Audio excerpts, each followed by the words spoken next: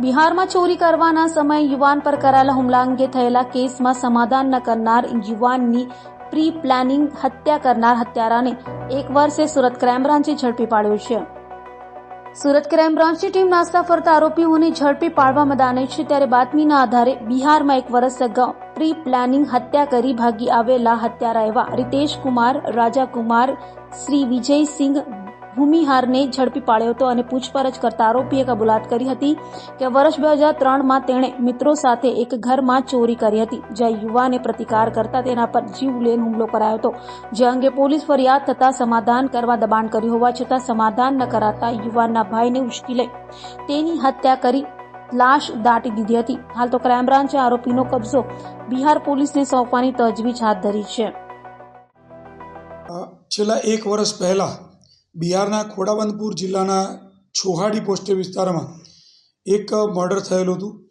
એ murder Ritesh Kumar ઉર્ફે રાજાસિંહના હોય, બિહારના બેગુસરાઈ જિલ્લાનો વિક્રમપુર ગામનો રહેવાસી છે. એને મર્ડર કરેલું છે એવી બાતમી ખાનગી બાતમી રાહે સુરત ક્રાઇમ બ્રાન્ચમાં મળેલી. આ આરોપી છે છેલ્લા ઘણા સમયથી સેલવેસમાં ગુનો કરી અને મજૂરી કામ કરતો હતો. પાકી એવી બાતમી હતી કે હમણાં છેલ્લા 1-2 દિવસમાં એ સુરત આવેલ છે. ખાનગી બાતમી રાહે એને પકડી પાડેલ. એને પકડી અને એની પૂછપરછ કરતાં છાવડી પોસ્ટે વિસ્તારમાં 1 વર્ષ પહેલાં એક અનડિટેક્ટ મર્ડર દાખલ થયેલું. એ મર્ડરમાં મરનાર રોહિતી નંદન જે મરણ ગયેલ છે, એના ઘરે આ આરોપી અને એના સાગરીતો મળી અને ચોરી લૂંટફાટ કરવા ગયેલા.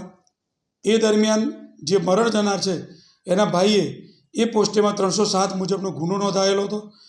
એ ફરિયાદ પાછી લેવા માટે વારંવાર આ આરોપી રીતેશ કુમારે ફરિયાદી પર દબાણ કરતો હતો, પરંતુ ફરિયાદી ન માનતા એને અને એના સાગરીતો ભેગા થઈ આ જે રોહિણી નંદન છે એને ફોન કરી અને બોલાવી અને જંગલમાં ગાડીમાં જ મારી દીધી અને જંગલમાં લાશ દાટી દીધેલ.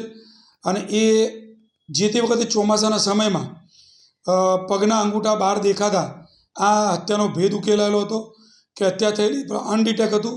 અને સુરત ક્રાઇમ બ્રાન્ચને બાતમી મળતા આ ગુનો ડિટેક્ટ કરવામાં આવેલો છે. બિહાર પોલીસને બોલાવી બિહાર પોલીસ આવી ગયેલી છે અને આગળની કાર્યવાહી કરી બિહાર પોલીસને આ આરોપીને સુપ્રત કરવાના આવે છે.